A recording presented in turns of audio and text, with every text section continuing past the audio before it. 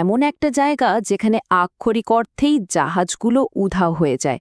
বিশাল বিশাল বিমান আকাশ থেকে চোখের পলকে মিলিয়ে যায়, আর সমুদ্র সমুদ্র যেন আস্ত মানুষদের গিলে খায় কোনো চিহ্ন না রেখেই। আজকের এই বিশেষ বিশ্লেষণে আমরা প্রবেশ করতে যাচ্ছি ঠিক এমনই এক শ্বাসরুদ্ধকর জগতে। আমাদের আজকের বিষয় বারমুডা ট্রায়াঙ্গল। যুগের পর যুগ ধরে এই নামটার সাথে জড়িয়ে আছে এক অদ্ভুত হিমশীতল আতঙ্ক।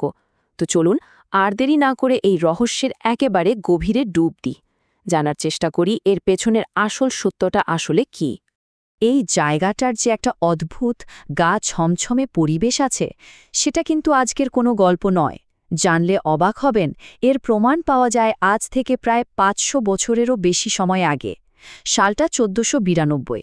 বিশ্ববিখ্যাত অভিযাত্রী ক্রিস্টোফার কলম্বাস যখন এই অঞ্চল দিয়ে যাচ্ছিলেন, তিনি তার ব্যক্তিগত ডায়েরিতে এক অদ্ভুত অভিজ্ঞতার কথা লিখেছিলেন। তিনি লিখেছিলেন, সাগরে এক বিশাল আগুনের গোলা আকাশ থেকে সোজা খসে পড়তে দেখেছিলেন তিনি। শুধু তাই নয়, তার জাহাজের কম্পাসও নাকি সেই সময় একেবারে পাগলের মতো আচরণ শুরু করেছিল। আর ঠিক এখান থেকেই আমাদের সামনে এসে দাঁড়ায় ইতিহাসের সবচেয়ে বড় প্রশ্নটা। শতাব্দীর পর শতাব্দী ধরে যে অগণিত জাহাজ আর বিমান এই অঞ্চলে হারিয়ে গেছে, সেগুলো আসলে যায় কোথায়? এই গায়েব হয়ে যাওয়ার ঘটনাগুলো কি স্রেফ প্রকৃতির কোনো ভয়ঙ্কর রূপের শিকার, নাকি এর পেছনে লুকিয়ে আছে মানুষের বোধগম্যতার একদম বাইরের কোনো অজানা অতি প্রাকৃতিক শক্তি? এই প্রশ্নটা মাথায় রেখেই আমরা আমাদের আজকের রহস্যের জট খুলতে শুরু করব। সেকশন ১, শয়তানের দ্বীপ। চলুন শুরুতে এই অঞ্চলটির ভৌগোলিক পরিচয় আর এর আদিম ভীতিকর পরিবেশটা একটু বুঝে নেওয়া যাক। আটলান্টিক মহাসাগরের বুকে ফ্লোরিডা, বারমুডা এবং পুয়ের্তো রিকো, এই তিনটি বিন্দুকে যদি আমরা এক সুতোয় গাঁথি, তাহলে যে কাল্পনিক ত্রিভুজটা তৈরি হয়, সেটাই হলো কুখ্যাত বারমুডা ট্রায়াঙ্গল। জায়গাটা কিন্তু মোটেও ছোট নয়। এটি প্রায় ৫ লক্ষ বর্গমাইল জুড়ে বিস্তৃত এক বিশাল জলভাগ। এর পরিধিটা এতটাই বিশাল যে এর ভেতরে যে কোনো কিছু হারিয়ে গেলে তা খুঁজে বের করা আক্ষরিক অর্থেই খড়ের গাদায় সূঁচ খোঁজার চেয়েও কঠিন। আর এই অঞ্চলটা ঠিক ভেতরেই ঘাপটি মেরে আছে সারগাছো সাগর। জায়গাটা কেমন জানেন? প্রাচীন নাবিকরা যখন এই অঞ্চল দিয়ে যেতেন, হঠাৎ করেই বাতাস একদম পুরোপুরি বন্ধ হয়ে যেত। নেমে আসতো এক ভুতুড়ে দম বন্ধ করা নিস্তব্ধতা। চারপাশ ঢেকে যেত ঘন অন্ধ কুয়াশায়, যেখানে নিজের হাতটাও ঠিকমতো দেখা যায় না। আর সবচেয়ে ভয়ঙ্কর ব্যাপার ছিল মাইলের পর মাইল জুড়ে ছড়িয়ে থাকা সামুদ্রিক আগাছার একটা বিশাল স্তর। এই আগাছাগুলোতে আটকে পড়লে নাবিকদের মনে হতো সমুদ্রের নিচ থেকে কোনো এক অশুভ শক্তি যেন তাদের জাহাজটাকে শক্ত করে আঁকড়ে ধরেছে, চিরতরে টেনে নেওয়ার জন্য। সেকশন ২, জাহাজ এবং বিমানের অন্তর্ধান। এবার আমরা এমন কিছু ঘটনার দিকে নজর দেব যেগুলো একটা সময় পুরো বিশ্বকে রীতিমতো আতঙ্কিত করে তুলেছিল। ইতিহাস ঘাটলে আমরা এমন কিছু ঘটনা পাই যেগুলো সাধারণ কোনো যুক্তিতে ব্যাখ্যা করা আক্ষরিক অর্থেই অসম্ভব। এই যেমন ধরুন ১৯বিংশ শতাব্দীর বেসামরিক জাহাজ দি এলেন অস্টিনের ঘটনা, কিংবা ১৯১৮ সালের কথা ভাবুন, যখন শক্তিশালী মার্কিন নৌবাহিনীর জাহাজ ইউএসএস সাইক্লপস তার ৩০৬ জন ক্রু নিয়ে চিরতরে হারিয়ে যায়। এরপর ১৯৪৫ সালে ঘটে ফ্লাইট ১৯-এর সেই দুনিয়া কাঁপানো অন্তর্ধান। চলুন এর মধ্যে একটা ঘটনা একটু বিস্তারিত জানা যাক। ১৮৮১ সালের দি অ্যালেন অস্টিনের ঘটনাটা শুনলে রীতিমতো গায়ে কাঁটা দেয়। ক্যাপ্টেন গ্রিফিন মাঝসমুদ্রে একটা পরিত্যক্ত জাহাজ ভাসতে দেখেন। অদ্ভুত ব্যাপার হলো, জাহাজে কোনো মানুষ নেই, কোনো মৃতদেহ নেই, এমনকি কোনো ধস্তাধস্তির চিহ্ন পর্যন্ত নেই। কিন্তু জাহাজের মূল্যবান সব কার্গো একদম অক্ষত অবস্থায় নিখুঁতভাবে সাজানো। ক্যাপ্টেন তখন তার নিজের কয়েকজন দক্ষ নাবিককে সেই জাহাজে পাঠান সেটা চালিয়ে নিয়ে যাওয়ার জন্য। কিন্তু ঠিক তখনই এক ভয়ঙ্কর ঝড়ের কবলে পড়ে জাহাজটি দৃষ্টিসীমার বাইরে চলে যায়। কিছুদিন পর যখন আবার জাহাজটির দেখা মেলে, তখন সেটি আবারও সম্পূর্ণ ফাঁকা। ক্যাপ্টেনের পাঠানো নাবিকরা যেন হাওয়ায় মিলিয়ে গেছে। এরপর আরও একটা দল পাঠানো হয়, আর এবার জাহাজটি চিরতরে হারিয়ে যায়। অবিশ্বাস্য মনে হলেও এটাই ছিল একেবারে নিখাদ বাস্তব। এখন একটা ব্যাপার খেয়াল করুন, ঐতিহাসিক ন্যাভিগেশনের সাথে আধুনিক প্রযুক্তির কিন্তু এক আকাশ পাতাল তফাত। কলম্বাসের আমলে তো আর আধুনিক যন্ত্রপাতি ছিল না, তাই ম্যানুয়াল কম্পাসগুলো নিয়ন্ত্রণহীনভাবে ঘুরলে নাবিকরা দিগ্ভ্রান্ত হতেন, এটা মেনে নেওয়া যায়। কিন্তু ১৯৪৫ সালের ফ্লাইট ১৯-এর ঘটনাটা একটু ভাবুন তো। দিনটা ছিল পরিষ্কার, আবহাওয়া ছিল চমৎকার, আধুনিক রাডার আর ট্র্যাকিং প্রযুক্তি থাকা সত্ত্বেও ৫টি বোমারু বিমানের আস্ত একটা স্কোয়াড্রন ১৪ জন অভিজ্ঞ ক্রু সহ রাডার থেকে এক নিমেষে গায়েব হয়ে গেল। কোনো চিহ্ন নেই। এমনকি তাদের খুঁজতে যে উদ্ধারকারী বিমানটি পাঠানো হলো সেটাও আর কোনোদিন ফিরে আসেনি। মানে দাঁড়াচ্ছে, প্রযুক্তি যত উন্নত হয়েছে, অন্তর্ধানের ধরন যেন তত বেশি ভয়ঙ্কর আর রহস্যময় রূপ নিয়েছে। সেকশন ৩ অদ্ভুত ষড়যন্ত্র তত্ত্ব। এই ধরনের অমীমাংসিত ঘটনাগুলো স্বভাবতই মানুষের কল্পনাকে উস্কে দেয়, আর ৬০ ও ৭০-এর দশকে বিভিন্ন পাল্প ম্যাগাজিন যখন মুখরোচক করে এই খবরগুলো ছড়াতে শুরু করল, তখন জন্ম নিল অদ্ভুত সব কনস্পিরেসি থিওরি বা ষড়যন্ত্র তত্ত্বের। এই তত্ত্বগুলোর প্রতিটি মানুষের মুখে মুখে খুঁড়েছে বছরের পর বছর। কেউ বলেছেন এখানে নাকি একটা আন্তঃমাত্রিক ওয়ার্মহোল আছে যা সোজা অন্য কোনো সমান্তরাল মহাবিশ্বে নিয়ে যায়। কেউ বলেছেন প্রাচীন গল্পের সেই বিশাল সামুদ্রিক দানবের কথা, যারা নাকি আস্ত জাহাজ গিলে খায়। আবার অনেকেই বেশ জোর দিয়ে বিশ্বাস করতে শুরু করলেন যে এটা আসলে সমুদ্রের তলদেশে থাকা এলিয়েনদের কোনো গোপন ঘাঁটি অথবা মার্কিন সরকারের গোপন কোনো পরীক্ষাগার, অনেকটা সমুদ্রের তলার এরিয়া 51-এর মতো। তবে একটা কথা এখানে খুব স্পষ্ট করে বলে রাখা দরকার, এগুলো নিছকই কিছু তত্ত্ব বা আরবান লিজেন্ড।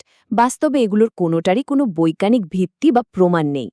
এর মধ্যে সবচেয়ে বিখ্যাত তত্ত্বটা ডালপালা মেলে ১৯৬৮ সালে, যখন জলের নিচে বিমিনি রোড নামের একটা পাথরের কাঠামো আবিষ্কার হয়। অনেকেই দাবি করে বসলেন যে এই কাঠামোটি হল সেই হারিয়ে যাওয়া প্রাচীন শহর আটলান্টিসের ধ্বংসাবশেষ।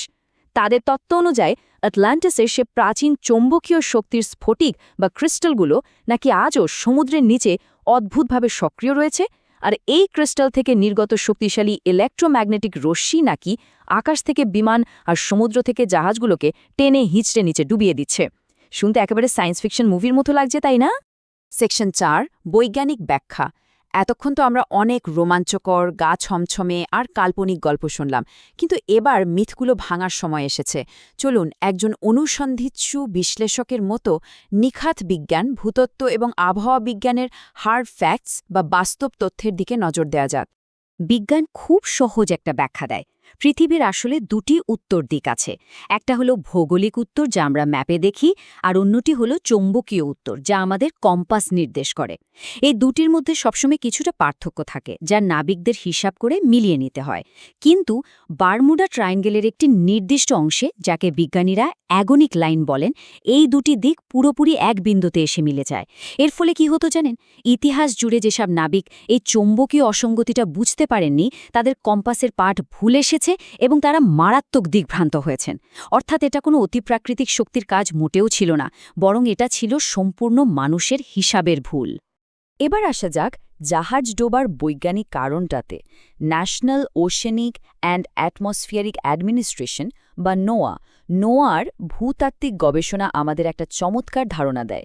সমুদ্রের তলদেশে বিশাল পরিমাণ মিথেন গ্যাসের ভাণ্ডার রয়েছে। সেখান থেকে যখন হঠাৎ করে এই মিথেন গ্যাসের বিশাল উদ্গীরণ হয়, তখন পানিতে কোটি কোটি ছোট ছোট বুদবুদ তৈরি হয়। এর ফলে সমুদ্রের ওই নির্দিষ্ট জায়গার পানির ঘনত্ব হঠাৎ করেই একদম কমে যায়। পানির ঘনত্ব কমে গেলে পানি আর জাহাজের বিশাল ওজন ধরে রাখতে পারে না। ফলাফল, জাহাজ তার প্লবতা বা ভেসে থাকার ক্ষমতা হারিয়ে ফেলে, আর চোখের পলকে আস্ত একটা জাহাজ কোনো ধ্বংসাবশেষ না রেখেই সোজা সমুদ্রের অতল গহ্বরে তলিয়ে যায়। আচ্ছা, জাহাজ তো না হয় ডুবল, কিন্তু আকাশের বিমানগুলোর কি হবে? এর রহস্য লুকিয়ে আছে এক বিশেষ ধরনের মেঘে। স্যাটেলাইটে ধরা পড়া এই ষড়ভুজাকৃতির মেঘগুলো অনেকটা এয়ার বম্ব বা বায়ু বোমার মতো কাজ করে। এই মেঘ থেকে যখন প্রচণ্ড বেগে, ঘণ্টায় প্রায় ১৭০ মাইল বেগে বাতাস সোজা নিচের দিকে আছড়ে পড়ে, তখন তা মুহূর্তের মধ্যে যে কোনো বিমানকে অস্থিতিশীল করে দিতে পারে। শুধু কি তাই, এই ভয়ঙ্কর বাতাসের আঘাতে সমুদ্রে প্রায় ১০০ ফুট উঁচু দানবীয় ঢেউ বা রোগ ওয়েভ তৈরি হয়। প্রকৃতির এই ভয়ঙ্কর আর ধ্বংসাত্মক রূপ অতি প্রাকৃতিক ঘটনাকেও হার মানাতে বাধ্য। বিজ্ঞানীরা ধারণা করেন বারমুডা ট্রায়াঙ্গেলে ঘটা অনেক বিমান দুর্ঘটনার পেছনেই হয়তো এই মারাত্মক বায়ুপ্রবাসের হাত রয়েছে। সেকশন ৫ সত্য বনাম মিথ্যা।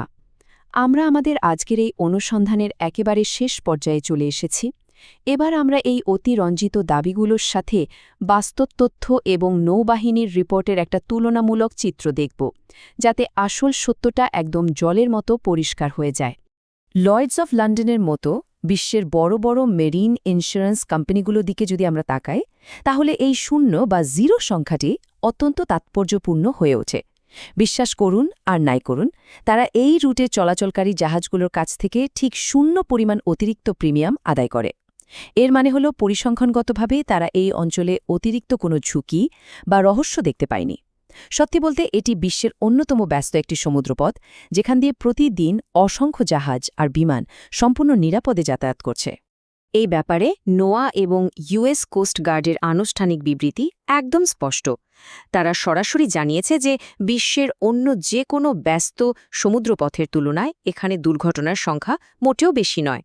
তারা এই অঞ্চলটিকে কোনোভাবেই রহস্যময় জোন বা অতিপ্রাকৃতিক এলাকা বলে মনে করে না। প্রতিকূল আবহাওয়া, শক্তিশালী গালফ স্ট্রিম স্রোত এবং মানুষের ভুলের কারণেই এখানে দুর্ঘটনা ঘটে থাকে, ঠিক যেমনটা পৃথিবীর অন্য যে কোনো ব্যস্ত রুটে ঘটে। মূল পার্থক্যটা হলো অন্য জায়গায় দুর্ঘটনা ঘটলে তার সাধারণ খবর হয়, আর বারমুডা ট্রায়াঙ্গেলে ঘটলে সেটা রাতারাতি কিংবদন্তিতে পরিণত হয়। কিন্তু আজকের এই বিশ্লেষণটি শেষ করার আগে একটা তথ্য হয়তো আমাদের ভাবনার নতুন একটা দরজা খুলে দিতে পারে। প্রশান্ত মহাসাগরের বুকে জাপানের কাছে ড্রাগন ট্রায়াঙ্গল এবং ভারতের ওড়িশার অমরদা অঞ্চলে ঠিক একই রকম রহস্যময় ঘটনার রিপোর্ট পাওয়া যায়। আর সবচেয়ে আশ্চর্যের বিষয় কি জানেন? এই 3টি অঞ্চল পৃথিবীর একদম একই অক্ষাংশে অবস্থিত। তাহলে কি এই বিশাল মহাসাগরগুলোতে প্রকৃতির এমন আরও অনেক অজানা নিয়ম লুকিয়ে আছে, যা আমাদের আজও আবিষ্কার করা বাকি? আজকের মতো আমাদের এই রোমাঞ্চকর বিশ্লেষণ এখানেই শেষ করছি। চিন্তা করার মতো এই অসাধারণ প্রশ্নটাই রেখে গেলাম, যা হয়তো আমাদের প্রকৃতির এই অজানা রহস্যগুলো সম্পর্কে আরও গভীরে জানার আগ্রহ বাড়িয়ে দেবে।